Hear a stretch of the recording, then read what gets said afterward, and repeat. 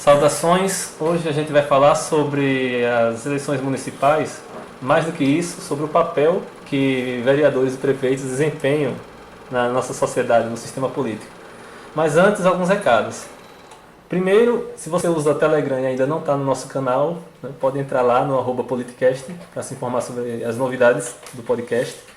A gente está prestes a estrear, talvez quando vocês estiverem ouvindo esse episódio já esteja no ar, né, o Padrim do Politicast, que é um sistema de financiamento social que quem quiser e puder contribuir mensalmente vai poder contribuir com a gente. E isso aí vai ser usado para melhorar nossos equipamentos, para publicidade tanto de formação política, né, de material que tente despertar consciência política, interesse por política e por discussões na sociedade, como para divulgar o próprio podcast. Quem doar a partir de R$ 5 por mês vai poder entrar no grupo do Telegram, um grupo fechado, onde inclusive algumas decisões vão ser colocadas para serem decididas em conjunto.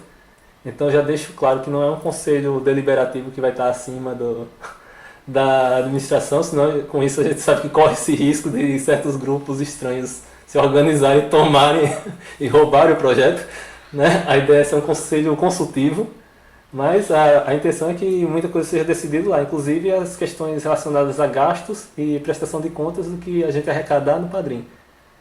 Se já estiver no ar, a gente vai colocar o link na postagem, senão em breve vocês terão notícia. Não, o recado que a gente dá também para a galera que está acompanhando e não deixa de ser cidadania e política é que dia 24 vai haver o debate aqui dos prefeitos de Arapiraca, ressalvas que vai ser transmitido também pela TV, mas também por um portal. Não sei se vai ter espaço para interatividade, mas dependendo do modelo que seja formatado, deve ter participação de perguntas aleatórias feitas pela população. É uma grande oportunidade para a gente conhecer o discurso das pessoas que estão se propondo a administrar o município de Arapiraca nos próximos 4 anos, e a gente recomenda que as pessoas deem uma olhada para poder minimizar os impactos de uma escolha que pode ser meio trágica para o município de Arapiraca. Qual o dia mesmo? Vai ser dia 24 de setembro, provavelmente um sábado, se eu não me engano é véspera até de um concurso do IFAL, e a gente recomenda que o pessoal assista.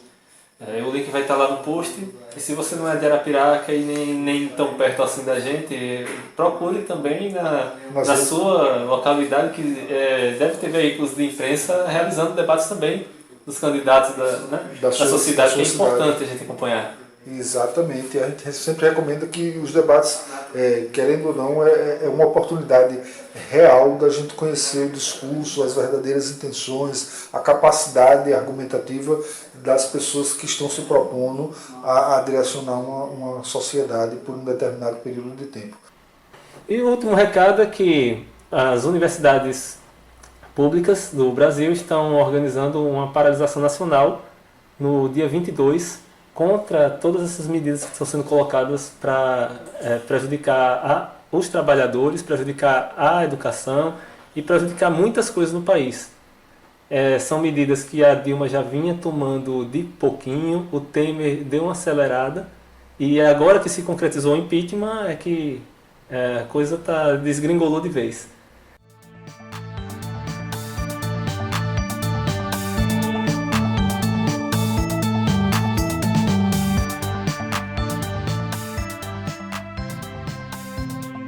Olá pessoal, como vão? Tudo bem? Aqui quem está falando é Diógenes, seu novo correspondente aqui em Ribeirão Preto, São Paulo.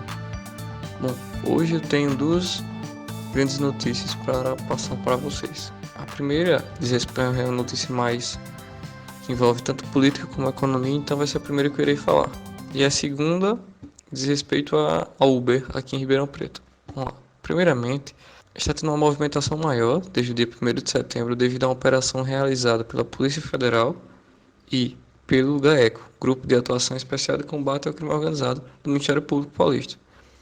No caso, eles apuraram um esquema de corrupção que estava acontecendo na região em um montante fraudado que pode chegar a 203 milhões da Prefeitura de Ribeirão Preto.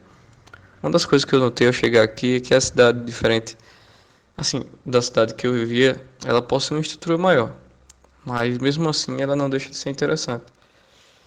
Ela possui ruas pavimentadas e eu já achei uma coisa bem interessante, todas as ruas são muito bem pavimentadas. Porém, os moradores dizem que antes da gestão dessa prefeita, a prefeitura era mais bem cuidada, ou seja, houve um deslize ou alguma coisa do tipo com relação a isso. E agora está começando a aparecer os podres, por assim dizer. As suspeitas desse esquema de corrupção começaram com a licitação no ano passado para a compra de catracas para escolas, que envolviam mais ou menos 26 milhões. Pelo que foi apurado até agora, três ministérios foram os mais atingidos: o de desenvolvimento da prefeitura, o de águas e energias e o de educação, como sempre, um dos mais afetados. A prefeita já está na sua segunda gestão, aparentemente totalmente desacreditada pela população e não deve lançar um novo candidato. Ela foi flagrada com grampos eletrônicos negociando cargos e aproximadamente creio que 9 vereadores foram impedidos de entrar na Câmara por estarem envolvidos também com negociação de licitações e desvio de dinheiro. Todos os deputados da base aliada da prefeita, coincidentemente. Alguns deles iriam tentar reeleições, porém agora, com um mandato de coesão coercitiva, eles foram encaminhados à delegacia, prestaram depoimento e foram liberados. Mas as investigações aqui continuam e cada vez mais eles estão descobrindo mais coisas. Algumas pessoas já foram presas e a gestão da prefeita mudou, acho que 2 dias atrás, grande número de secretários de várias seções dela. Bem, isso é uma história que ainda tem muito a se desenrolar. E a segunda notícia é que o Uber é aqui em Ribeirão Preto. Para quem não sabe, o Uber é uma das maiores empresas de táxi do mundo, mas não possui nenhum táxi dela. Com essa onda de economia compartilhada como Airbnb, Uber também vem crescendo bastante por oferecer um serviço alternativo e que muitas vezes possui mais qualidade que o serviço normal conhecido de táxi. Em grandes cidades ele já existe, como São Paulo, Rio de Janeiro e outras cidades de outros países, como Buenos Aires, Argentina. Para usar, o usuário precisa simplesmente baixar o aplicativo, se cadastrar e colocar o seu cartão, e após isso solicitar um VX e colocar seu destino local. Ao final já será debitado na sua conta. Além dos ótimos preços, oferecem muitos descontos e a opção de dividir uma corrida um com o outro. Ou seja, é uma boa pegada para Ribeirão Preto agora, que praticamente é uma cidade universitária de tantas faculdades que tem. Como você sabe, o universitário não ganha tanto dinheiro, não é isso? Bom pessoal, é isso. Espero que vocês tenham gostado. Até mais com mais notícias. Eu sou o Carlos Galdino e hoje estou aqui com Christian. Márcio Antônio. e vamos lá.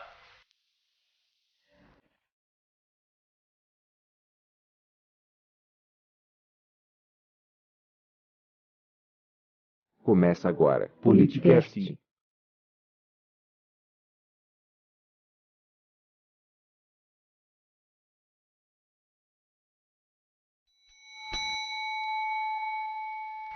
Eu acho que antes de começar a tratar dessas questões de municipais, né, a gente tem que passar rapidamente pelo abecedário do sistema político brasileiro, que é aquela velha história que a gente é dividido em 3 poderes, né, que eu não sei se são exatamente 3 quando você vai ver em detalhes, mas conceitualmente são os 3, executivo, legislativo e judiciário.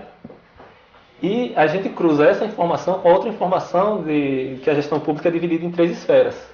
Né? A esfera nacional trata dos interesses do país como um todo, a esfera estadual, que trata dos blocos, né, das subdivisões do país, e as municipais, que são as mais localizadas. Sim, na prática, na verdade, não tem equilíbrio nenhum, né? Aqui no Brasil, infelizmente, ficou só na Constituição. Porque você pega o Poder Executivo e tem como finalidade principal executar, obviamente. O Judiciário de julgar, aplicar a lei, no caso concreto. E o Legislativo que cria as leis. Todos os poderes têm um pouco da característica do outro. Por exemplo, só para elucidar. O Judiciário, por exemplo, ele legisla também. No caso da criação da Lei de Magistratura Nacional, que é o STF que faz. E algumas situações específicas. O Executivo, aliás, o Legislativo, por exemplo, julga o impeachment, por exemplo. Enfim. Então, e no caso do judiciário, quando tem julgamentos que não têm a ver com leis específicas e que se tornam jurisprudência, isso seria como uma forma talvez de legislar também, ou não? Não seria, né, necessariamente uma forma de legislar, né? Porque, na verdade, a jurisprudência ela não obriga a ser cumprida, ela só é um norte para os demais. Não tem peso de lei. Não tem peso de lei. Ela, na verdade, serve só de parâmetro para os demais tribunais e juízes se basearem. Porque, e geralmente, advogados usarem, né? Para evitar que o cara tenha que recorrer para outra instância, sabendo que já vai ganhar, caso vá para o STJ da vida, o STF. Desculpa, continua. Não, tranquilo, pode falar.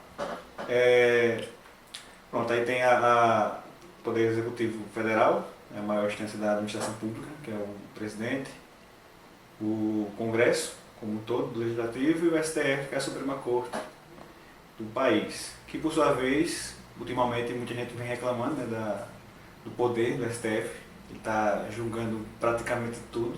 Se um deputado vai no banheiro, ele tem que julgar, dizer se está certo. E isso é um mal da Constituição atual. Não só pelo fato das prerrogativas que ela permite, mas pelo fato dela ser uma Constituição prolixa. É uma Constituição muito grande.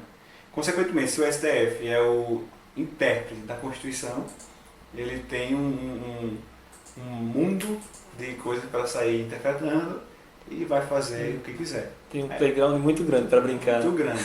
E aproveitando a fragilidade dos dois poderes, do Executivo e do Legislativo agora, aí ele está fazendo o que ele quer. Não é à toa que conseguiu agora, vai ter até o aumento do subsídio deles, né? Não sei se vocês souberam.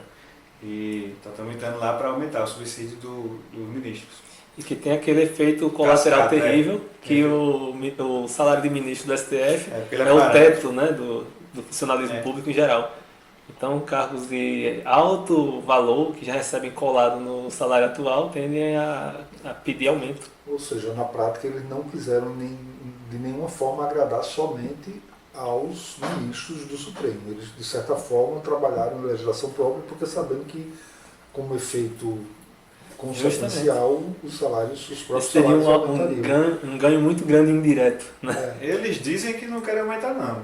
Fico dizendo, mas é mentira. Com certeza eles vão aumentar e é questão de tempo. E assim, o que me preocupa bastante é o cinismo estampado no discurso deles, quando eles dizem que o impacto é de 58 milhões, mas eles estão calculando somente ali para o impacto, sei lá... O impacto direto inicial. Direto inicial. Mas no efeito cascata, se você começar a replicar isso para todos os tribunais nas esferas estaduais, que tem os tribunais de justiça nas esferas estaduais, e aí você replica isso para os procuradores, para defensores públicos, e no efeito bem maior cascata, vai passar para governadores, secretários, prefeitos, vereadores, deputados estaduais e federais. Poxa, o impacto financeiro para o país é gigantesco. Eu diria que talvez seja 4, 5, 6 vezes. É incalculável, porque alguns podem chegar e querer nivelar lá pelo teto, outros vão querer dar se contentar com a metade do caminho.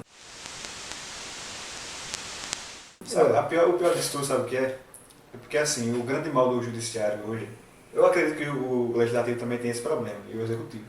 Mas como eu sou mais próximo ao judiciário, eu tenho mais propriedade de falar sobre ele. É o seguinte, reclamam assim do subsídio, do juiz que é grande, não sei o que, mas o problema nem é esse. O mal maior é o rateio. A desgraça toda no judiciário é o rateio. Eles têm um orçamento próprio, né? O judiciário tem o seu próprio orçamento, que é para eles usarem como precisar, comprar papel, impressora, enfim, os gastos corriqueiros, né? Só que o que eles fazem? Eles não gastam esse dinheiro, eles ficam segurando como podem. Aí quando chega no final do ano, o que sobra é dividido para todos os funcionários. Que no executivo mesmo volta para a União, né? No judiciário não. Não, vai para todo mundo. É nisso que aparecem aqueles absurdos. Que tem gente que acha que é todo mês, não é todo mês, isso é quando vem no final do ano. Que parece juiz ganhando 150 mil, 180 mil, porque é proporcional ao salário. Entendeu? É um Mas isso, rateio. se um juiz está ganhando isso, imagine os demais outros funcionários que ganham isso na prática, se a gente contabilizar que um salário de um juiz é 30 mil para ele ganhar 150 mil, é praticamente 5 vezes o salário dele. 3, 4, 5 Aí vezes. você vê o seguinte, que é que eu não estou querendo chegar. Porque se não tiver esse rateio, que é uma aberração completa, não teria tido necessidade de ter esse aumento do judiciário, que teve recentemente. Porque o próprio valor do rateio, se deixasse de ser rateado, já daria mais que já isso. daria para dar um aumento. Tranquilamente. Mas deixa eu lhe dizer outra coisa que eu acho que é aberrativo. Uma ajuda de custo para auxílio à educação, se eu não me engano, vai aumentar para 2.500. Mas o auxílio moradia de R$ 4.300, que muitas das vezes entram com benefícios e não são nem computados para a finalidade do imposto de renda, porque é auxílio. E eu não sei como é que está hoje, mas mais tempo atrás esse auxílio de moradia servia mesmo que o juiz morasse na cidade onde ele trabalha, né? Então, assim, para uma categoria que já ganha muito, praticamente, só ganha melhor do que na esfera privada, nas grandes empresas. Né? Ou para quem é comerciante e gira muito dinheiro. Mas na esfera pública, são praticamente os maiores salários. O cara ainda ganhar por fora auxílio moradia, auxílio educação, ajuda de combustível, verba de paletó, verba daquilo outro, combustível, auxílio alimentação. E ainda tem esse rateio no final do ano. E ainda tem um rateio. É muito esquisito isso. Porque é tudo esquisito. Se o cara for olhar, por exemplo, uma coisa que é esquisita aqui no Brasil, que não foge muito disso, porque esse problema maior é na esfera federal, sabe? Juízes federais. Estaduais às vezes variam de estado para estado. Olha o que acontece. Por que o serviço público federal geralmente é melhor? Por falar, federal. É porque também a União ela fica com cerca de 60% de todos os tributos. Só a União. Entendeu? Então, ela tem realmente uma estrutura totalmente diferenciada. Agora, olhe a incoerência.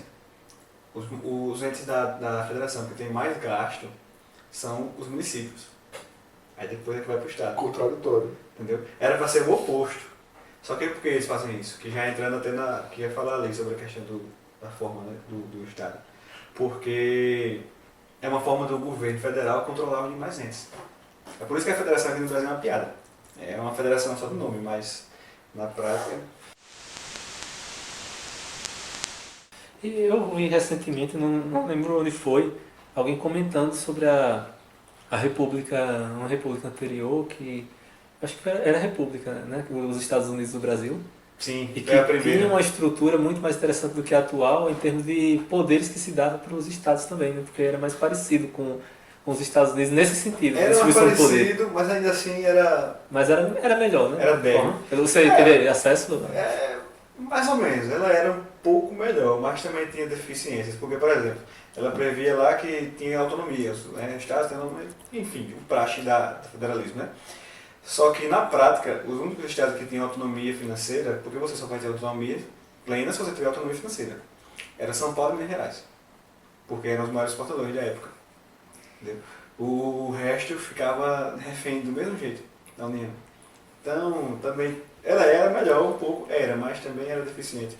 E outra coisa, causou um mal muito grande, porque o período da República Velha todinha, com o federalismo que foi feito, inclusive idealizado pelo Rui Barbosa, que se arrependeu, é sempre bom deixar isso bem claro, ele previa uma situação seguinte, que existiam partidos políticos de cada estado. Não era só União Federal, era estado. Por exemplo, Alagoas tinha partido A, Sergipe B, e assim ia. E juntou toda aquela organização e todas as oligarquias, e o que aconteceu? Décadas, um partido só no poder. Entendeu? Até que começou quando o coronelismo se fortaleceu de fato, né? Então, assim, tinha uns pontos melhores, mas também deixava a desejar muito. Em outros sempre assim, né? Se ganha de um lado, se perde do outro. Mas só ressaltando também que esses benefícios que a gente citou agora não são exclusivos somente do judiciário. Sim. O Poder Legislativo também tem vários desses Talvez não tenha auxílios. o rateio, mas tem muitos. Não, muito maior, não tem nem comparação. Que no caso do Poder Legislativo... Tem não, né? Rateio? Rapaz... Às vezes tem. Depende. Por exemplo, ano passado, estava tendo uma briga entre a AGU, que é a Advocacia Geral da União, e o Congresso. Porque assim, a AGU ela defende a União, né? Em poucas palavras é isso. Aí você ganha a causa, você tem os honorários de sucumbência. O advogado tem os honorários de sucumbência, decorrente do valor da causa, que agora está regulamentado. E o Congresso queria pegar esses honorários. Não queria deixar para a AGU. Queriam pegar os honorários para dividir entre eles. Só que aí acabou dando para a AGU, ficou normal. Mas esse rateio que você falou do judiciário, né? Bom, é uma coisa muito troncha, a gente tem que acabar com isso. Agora, como é que a gente poderia fazer para acabar com isso? Eu acho que reclamar no Twitter não resolve muito. Não. Tem algum caminho, assim, alguma possibilidade ou só mudança muito profunda? Eu acho que talvez lei, porque isso também, e só reforçando, isso também acontece no executivo. Eu vou dar o exemplo da classe dos professores, eu sou professor do Estado também, não acontece. E confesso que já recebi rateio. Eu já cheguei no final do ano e cheguei a receber 2 salários a mais do salário, tipo 14º e 15º. Para a gente que recebe pouco, você receber R$3.000 na sua conta a mais, pô, é massa. Você recebe R$1.000, de repente vem 3.000, isso é muito bom. Agora, de certa forma, não deixa de ser uma incompetência do governo de não ter gerido aquele recurso. Uma desculpa que, no caso do Executivo, eles colocam para que haja o rateio é porque eles não querem dar o aumento para os professores, porque o aumento ele é a mesma coisa dos técnicos. Ele tem que ser repassado para o pessoal da aposentadoria. E aí eles alegam que se der esse aumento para a aposentadoria, não dá. Aí ele pega o rateio e só faz o rateio com quem está na ativa. Isso provavelmente deve acontecer com o judiciário. Esse rateio, quando acontece com quem está na ativa. A galera que já se aposentou, provavelmente não tem direito a esse rateio. Só quem está trabalhando. Só quem está trabalhando, só quem está na ativa. Eu acho que isso não deixa de ser uma incompetência ou má fé, ou uma boa fé maligna. Porque esse dinheiro que sobra, né, poderia ser melhor aplicado para garantir um aumento salarial para todo mundo, para a estrutura, para o melhor funcionamento. Né? Você tira pelo fórum daqui. Fórum daqui, pelo amor de Deus, o banheiro está interditado já tem mais de anos. Está interditado. Aí eles aproveitam que tem outros em cima, aí não, deixa. Aí vai empurrando com a barriga. Aí dinheiro tem. E dinheiro tem. Dinheiro tem. Só que eu fico economizando ali, contando moedinhas para no final do ano chegar a fazer. Isso aqui é errado. Por exemplo, se tivesse um rateio, vamos dizer, tudo bem. Mas o que deveria existir é de ter algumas necessidades vinculadas. Por exemplo, ia ter que fazer uma análise, cadê ver? Não, mas tem isso para arrumar. Vai ter que arrumar tudo isso. Se sobrar, ainda fica. Eu vou ser sincero, é muito dinheiro. Eu vou dar o exemplo aqui agora do IFAL.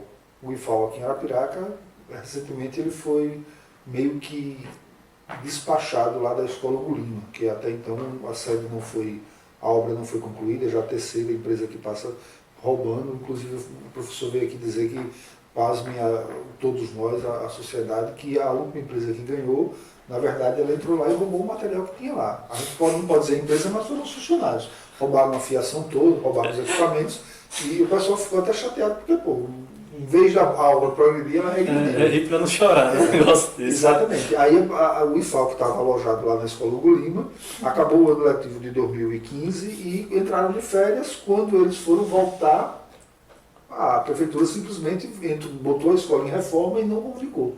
Então eles tiveram que alugar emergencialmente lá o prédio do Senac, fizeram umas reformas lá de última hora e agora acabaram de informar que alugaram a Unopar, R$60 mil por mês, eles irão pagar, e isso é um valor relativamente alto, mas eu diria que é muito pequeno em relação ao que eu fiquei sabendo hoje aqui na universidade, que não deixa de ser uma coisa relativamente muito grave, mas você é da área de tecnologia, a universidade paga R$500 mil por mês à Universidade Federal do Rio Grande do Norte pela manutenção do SIGA-A, pela implantação dos módulos, usando ou não. E hoje, na prática, foi até a pró-reitora que teve aí, e é público, ela fala isso, hoje, pelo que ela falou, o único módulo que está em mais funcionamento é o da extensão e o módulo administrativo do CIPAC de circular processos. Fora isso, o sistema está todo parado. Então a gente está pagando isso. Ela que já tem mais de 3 anos que a gente paga R$500 mil por mês. Isso dá uma média de 6 milhões por ano para nada. É muito E, assim, desperdício. é muito desperdício. E só esse assunto, né, de tecnologia e autossuficiência, independência, já dá pano para manga até umas horas. Acho que mais para frente vale até a gente tentar agrupar em um tema mais interessante, mais completo, mais fechado e gravar discutindo isso. Num dos Mas pontos é aí que você complicado. botou, que é a questão dos conselhos. Eu acho que a gente teria que instrumentalizar a sociedade para que ela, de fato, criasse instrumentos para que não acontecessem essas aberrações. A única opção que eu vejo aqui para realmente ver se começa a mudar a situação, né, é aquilo, é a base. Tem que mudar a base.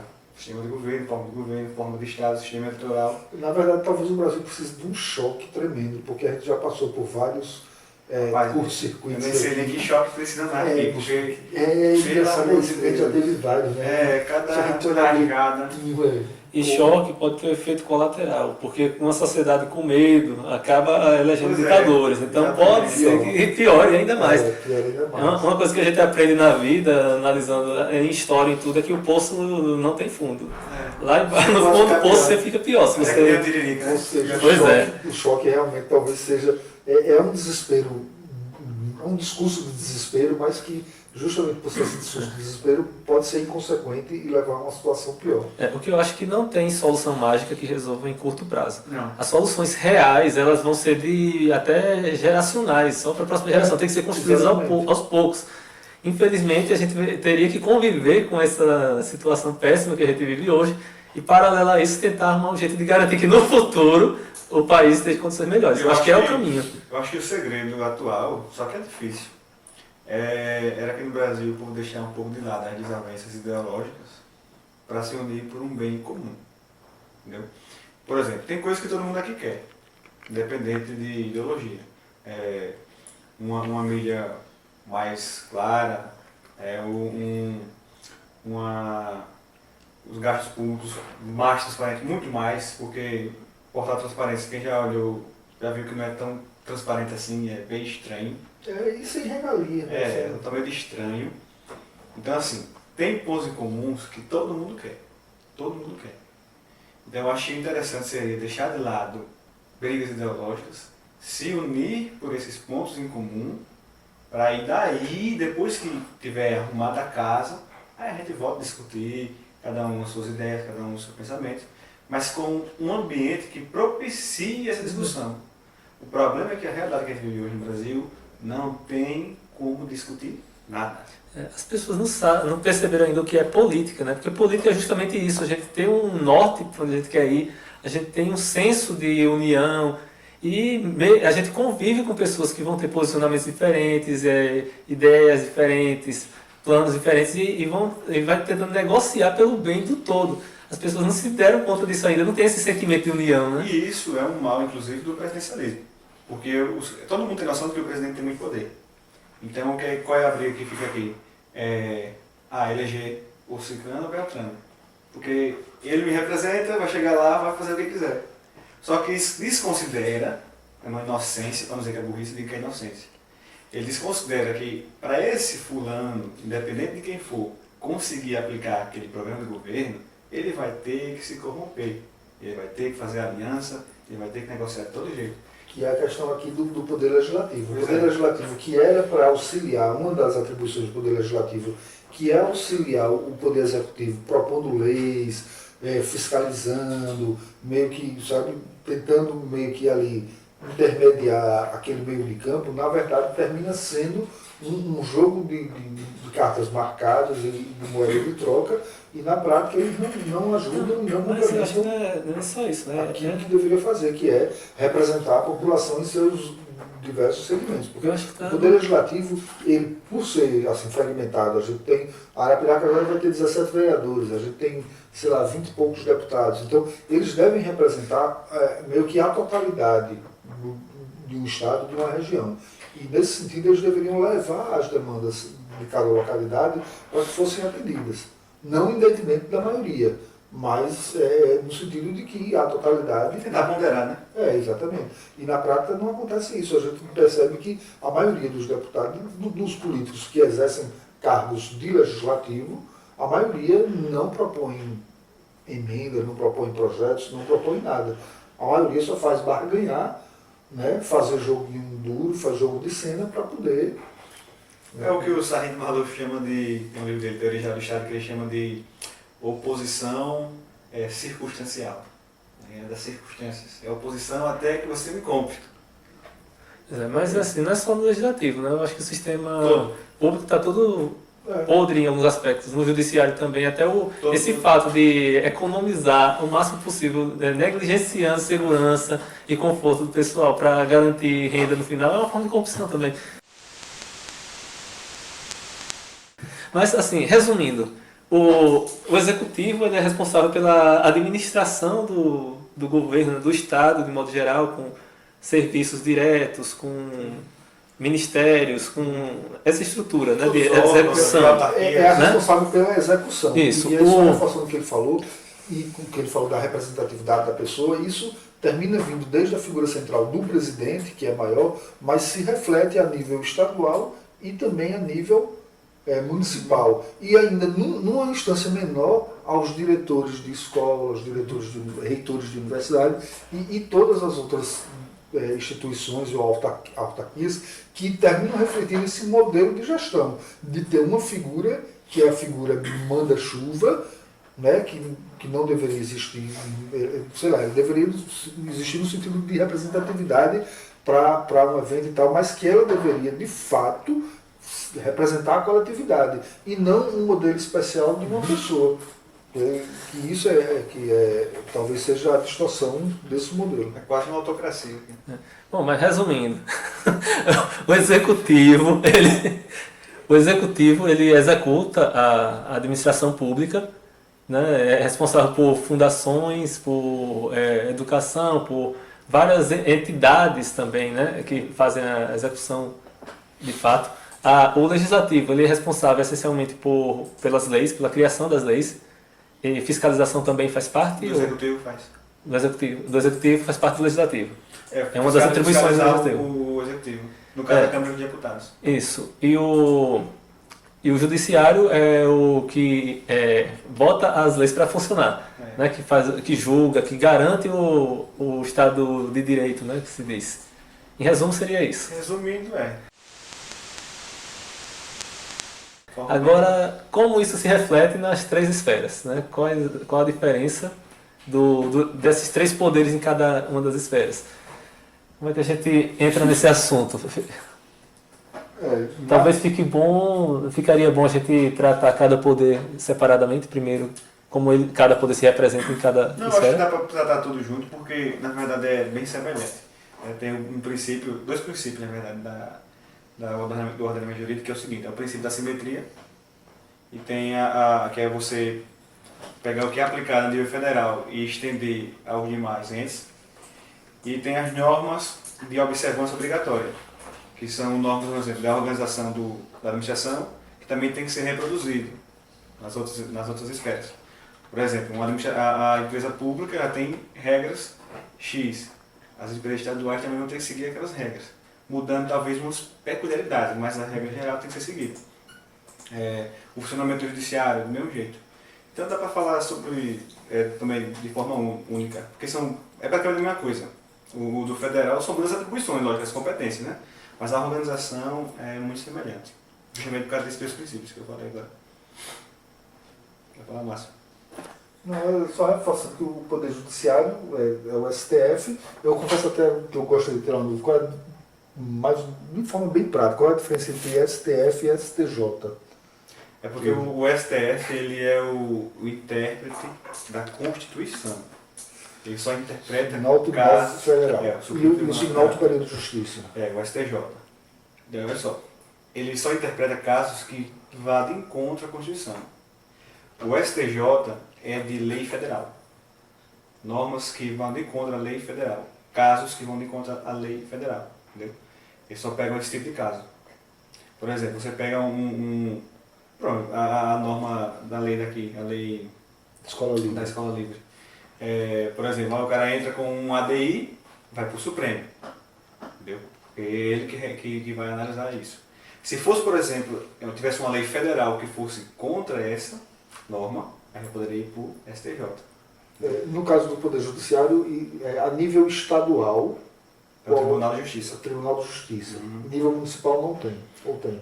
Não, a Poder Judiciário só fica até nível estadual. Nível Aí, estadual. no caso são os fóruns, né? Que tem aqui as comarcas e por aí vai. Pronto, e numa variaçãozinha ali, se eu estiver errado, me corrija, existe a Justiça Eleitoral também, Sim. que é outra área. É um ramo da justiça, Isso é um do parênteses judiciário. interessante. É um ramo, porque isso faz parte da justiça especial. Né? Que é a justiça eleitoral, a justiça militar, Justiça do Trabalho. a justiça do trabalho. Entendeu? No caso da Justiça Militar, eu não vou querer nem falar, porque às vezes me dá raiva, porque é muito corporativista. É quase a mesma coisa de você pedir para os médicos serem avaliados pelo Conselho de Medicina. É muito esquisito. E o TSE também sofre disso, né? Porque o TSE, na prática, ele tem funções de executivo, de legislativo e de judiciário relacionadas ao tema de eleições. Então, quando tem alguma questão jurídica questionando eleições, contra eleições, eles vão ser réus e juízes deles mesmos, né? Todo o Poder Judiciário é estranho, porque você pega ali o TSE, são 7 ministros, se não me engano, e assim, eles são indicados pelo presidente. Aí tem Também, que é outro problema. No STJ também é indicação? Também. Mas via sofrendo sabatina também, como GRF também. sofre sabatina também, como no STF? Sofre essa sabatina Não? Nos tribunais regionais também, ou não? Nas esferas estaduais. Nos estaduais é o governador. O governador É que tudo indica. executivo. Ou seja, é a mesma coisa, só muda, adapta para outra esfera, mas é a mesma coisa. É o princípio da simetria. Entendeu? É tudo assim, é tudo casado. E se tivesse no município, verdade, ia ser o a gente- prefeito. A gente já vive tivesse- um golpe há muito tempo, cara. Agora- A gente vive um eterno golpe. É por isso que dizem, quando Cara. o pessoal do direito fala de questão de aparelhamento, é isso. Porque a cada novo presidente que entra, ele indica 2, por exemplo. Entendeu? Lá pro STF, no caso, né? Aí dos 11, são 8. E a aposentadoria deles é quanto tempo? É igual a nossa, 30 anos, 35 anos? Ou é igual a deputado e político? Não, que não é só não, faz não, um- não, não. É normal, é funcionário mesmo. É? Mas uma curiosidade, o sistema judiciário Só que ele não é seletista, né? Não, Ele é 8.112. É estatutário, né? estatutário.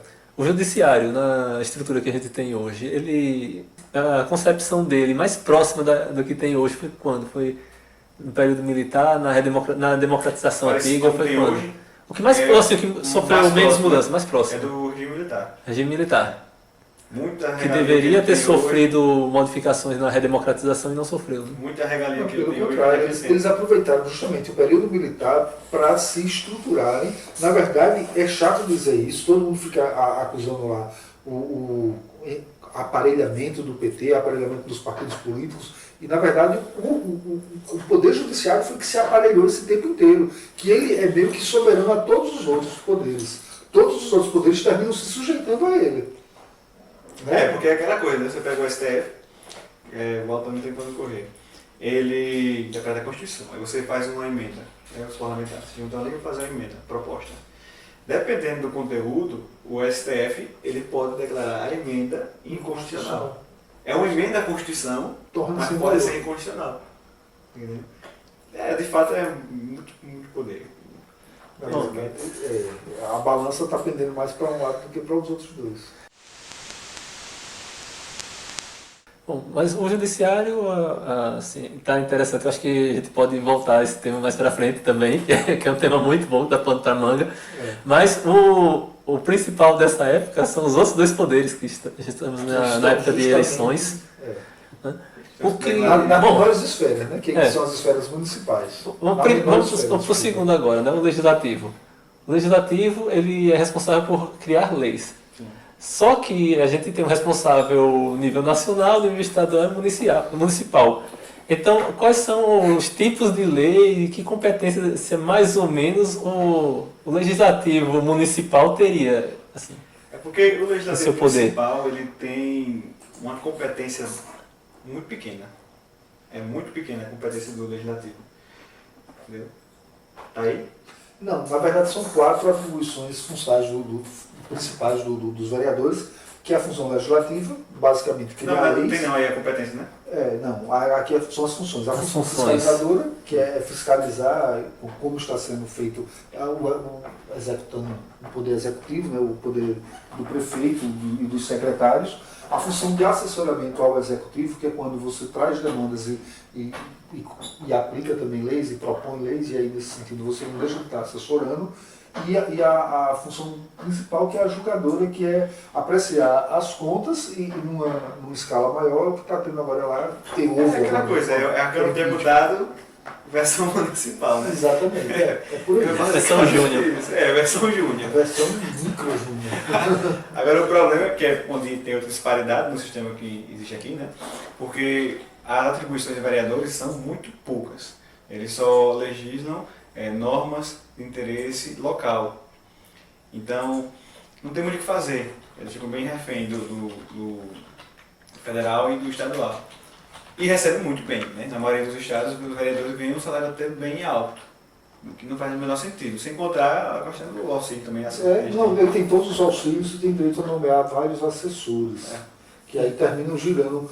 Se eu não me engano, a nível estadual, um deputado estadual, ele gira em torno de quase R$250 mil. E a nível municipal é 100 e pouco mil. Quando você fala de interesses municipais, como seria isso? Se tiver leis que já existam na esfera estadual, o município não poderia contrariar essas leis, né? Criar leis próprias em um mundo à parte disso, contrariando. Não. Mas se for algo que em tese seria competência do poder estadual, mas eles não se pronunciaram a respeito, essa lacuna existindo, enquanto o estadual pode ser suprido, enquanto o estadual não legislar, eles podem legislar uma que valha nesse período. É porque existe assim, as competências, aí tem a competência concorrente. A competência concorrente é que todos os entes podem legislar. Só que assim, se tiver norma federal, os demais só podem suprir aquelas lacunas específicas. Entendeu? Aí se tiver, por exemplo, uma lei sobre meio ambiente, que não tenha sido criada pela União, o legislativo estadual ou municipal tem uma discricionalidade, pode fazer completamente. Agora, se a União depois vier a fazer uma lei também sobre aquela mesma área, que vá de encontro àquela, ela vai ser revogada no que for contrário. Entendeu? Sempre a União ela não é assim. revogada na íntegra, ela perde a validade só o que contrariou a federal. Está acima. Certo. O que eu acho meio contraditório para uma federação.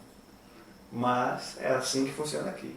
Aqui no artigo 29 da Constituição ele fala aqui do total de despesas do Poder Legislativo Municipal e tal.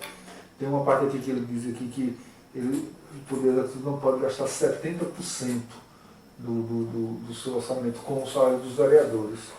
E em outra parte aqui, a parte principal aqui, a fiscalização do município será exercida pelo Poder Legislativo Municipal mediante controle externo. O que seria esse controle externo aqui?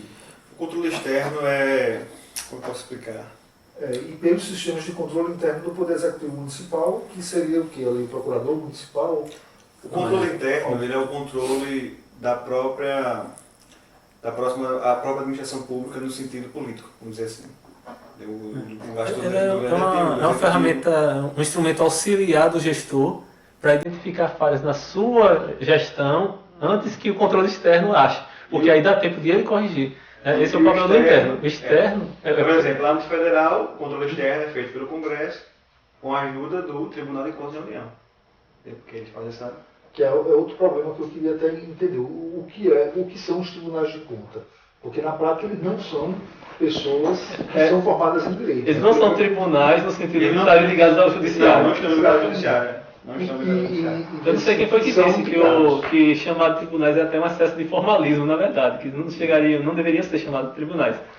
Porque o Tribunal de Contas, na verdade, ele tem como função averiguar as contas. Ele não julga nada. Quando ele recusa... Isso não seria uma sobreposição, porque já que isso não é uma atribuição do Poder Legislativo... Mas eles são assessores do Legislativo. Eles são órgãos que pertencem ao Legislativo. O TCE tribunais, e o TCU. Os tribunais de contas.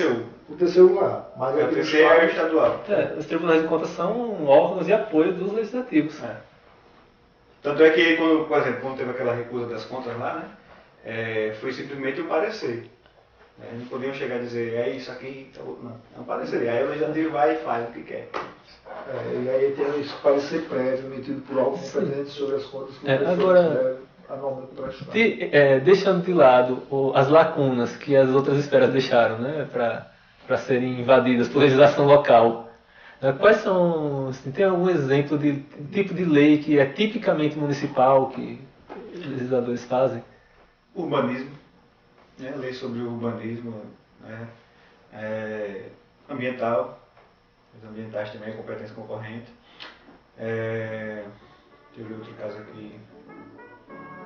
As construções, que é vinculado ao executivo, construções, a administração do modo geral, aumento de salário de funcionários públicos, que inclusive tem partido executivo. Isso aí é uma norma constitucional federal, mas a simetria tem que ser aplicada também. A conversa continua no próximo episódio do Politicast.